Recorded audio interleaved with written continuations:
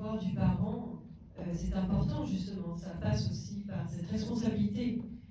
Et c'est ce que nous essayons d'éduquer, en fait, entre guillemets, les parents, mais ça passe aussi par la sensibilisation. Et c'est ce que j'ai choisi de faire avec l'association Les Papillons, qui est une association nationale dirigée par Laurent Boyer, qui est lui-même victime aussi, et qui ont fait un combat quotidien.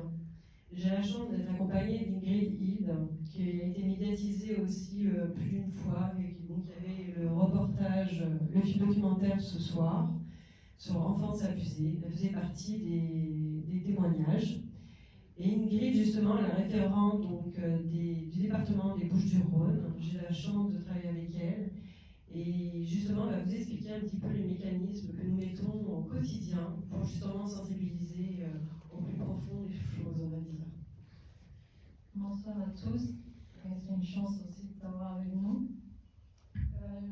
L'association Les Papillons, c'est une association qui lutte contre les maltraitances infantiles, qui sensibilise les enfants dans les classes, mais qui pose aussi des boîtes aux lettres pour qu'ils puissent écrire ce qu'ils ne peuvent dire dans les écoles et dans les clubs sportifs. Donc le but, c'est que l'enfant libère la parole, et que cette parole soit entendue, qu'il y ait une prise en charge derrière qui puisse se faire pour que l'enfant puisse être mieux aussi dans sa vie. J'étais moi-même victime d'inceste entre 10 et 17 ans de ce que je me souviens. J'ai libéré la parole à 17 ans. C'est mon père qui a été pris en charge. Et il a eu une injonction de soins et moi j'ai réintégré mon foyer. Donc à partir de là, mon micro s'est arrêté. C'est tellement dur à entendre. À partir de là, mon combat, il est arrivé à ce moment-là, c'est que je me bats pour la prise en charge. Et pour que l'enfant soit pris en charge, il faut qu'il libère la parole. Pour qu'il libère la parole, il faut que les professionnels soient formés à entendre cette parole, en fait, parce qu'il y a peu de professionnels formés. Nous, dans l'association, on forme les bénévoles pour qu'ils puissent sensibiliser dans les classes, qu'ils puissent expliquer ce que sont les maltraitances. Le mot inceste, le CP et le CM2, il y a vraiment très peu d'enfants qui savent ce que ça veut dire. Pour eux, ça paraît impensable. Pourtant, on sait que dans les classes, il y a 2 enfants victimes de violences sexuelles. On sait aussi que 70% des enfants, des personnes victimes de violences sexuelles risquent d'en subir à nouveau s'ils ne sont pas pris en charge. Donc c'est pour ça que je me bats aussi. J'ai été victime d'inceste, mais j'ai aussi subi après des violences sexuelles parce que je n'ai pas été pris en charge et que c'est mon père qui a été pris en charge et je ne sais pas si ça lui sert à quelque chose. Donc voilà, donc aujourd'hui ces boîtes aux lettres permettent de libérer la parole. Nous sommes présents dans toute la France. Et parce qu'un enfant informé est un enfant prévenu. Un enfant prévenu pourra anticiper les stratégies des agresseurs. Il pourra comprendre ce qui est normal, pas normal, parce que dans notre tête, on pense tous qu'on est fou, et comme dans le film, on est fou, on est coupable, on a honte, on fait exploser la famille. Donc à ce moment-là, je ne sais plus ce que je disais. Je suis partie trop loin. Oui, un enfant informé, un enfant prévenu qui pourra anticiper les stratégies des agresseurs et surtout qui pourra plus libérer sa parole et pourra plus faire des liens aussi en disant ah ça je l'ai entendu donc ça d'accord ça c'est pas normal, ça c'est pas bien. Parce qu'un enfant à 10 ans, quand il est victime de violences sexuelles et d'inceste, parce qu'un inceste c'est vraiment très compliqué, puisque c'est la famille, c'est des personnes qu'on aime et qui nous aiment, soi-disant. Donc on peut penser que c'est normal.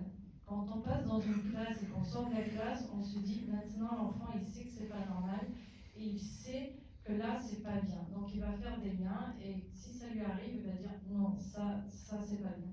Voilà, un enfant informé est un enfant prévenu. Il faut vraiment savoir en fait que quand on fait cette sensibilisation, on se dit que l'enfant a entendu au moins une fois, comme dit Ingrid, autant pour la future victime et autant pour le futur agresseur. Parce que le futur agresseur, Mon frère aîné, on ne lui a pas expliqué en fait le bien et le mal. Et en plus, on avait une histoire familiale avec un grand-père. Donc forcément, c'est ça qui est important, c'est un devoir aussi. Il faut aller sur tous les terrains. Je voudrais vraiment remercier tous les invités, vraiment, parce que je peux vous dire qu'ils sont surbookés. Vous allez sûrement les voir sur les médias maintenant, parce qu'on parle beaucoup, évidemment, vous aimez la télé, on parle beaucoup de ça, mais c'est un sujet de société. Il faut vraiment bien l'entendre maintenant. Et je voulais surtout remercier ma famille, mes parents qui sont là, parce que faut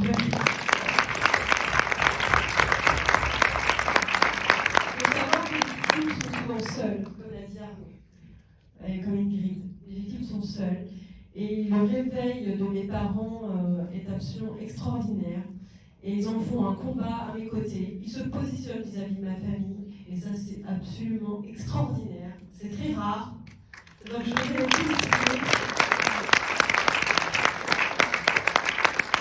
Je voudrais aussi remercier mon compagnon, qui évidemment, depuis la sortie de la barque noire, c'est assez compliqué dans ma vie parce que je suis très sollicitée et que j'y tiens. C'est ma vie, c'est mon nouveau combat. Je travaille avec beaucoup de professionnels et je voulais remercier les médecins généralistes qui sont présents dans la salle, notamment ceux de Cassis où j'habite.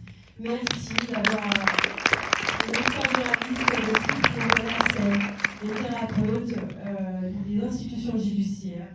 Je ne les nommerai pas, mais je travaille main dans la main avec eux. J'espère que ça va continuer parce que justement, c'est cet échange où on peut avancer, comprendre comment ils fonctionnent, comment est-ce qu'on peut développer, ce qu'on peut aussi évoluer.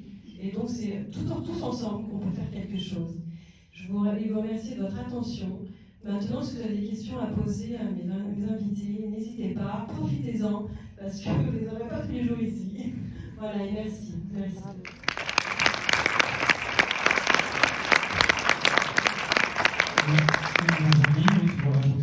Oui, en fait, je voulais te remercier. De me remercier de m'avoir nommée ambassadrice de ce merveilleux festival et de pouvoir porter mon combat haut et fort. Merci et merci pour ta bienveillance. Merci. Je voudrais remercier toute l'équipe qui me suit depuis quelques mois maintenant, et sans cette équipe, on ne serait pas là non plus. Donc si vous avez des questions à poser à nos invités qui viennent de Paris et de Marseille, donc c'est le moment. Parce que demain matin, Arnaud prend le train à 5h30. 5h47. Andrea à 7h30. Donc si vous avez des questions, Philippe vous passe le micro.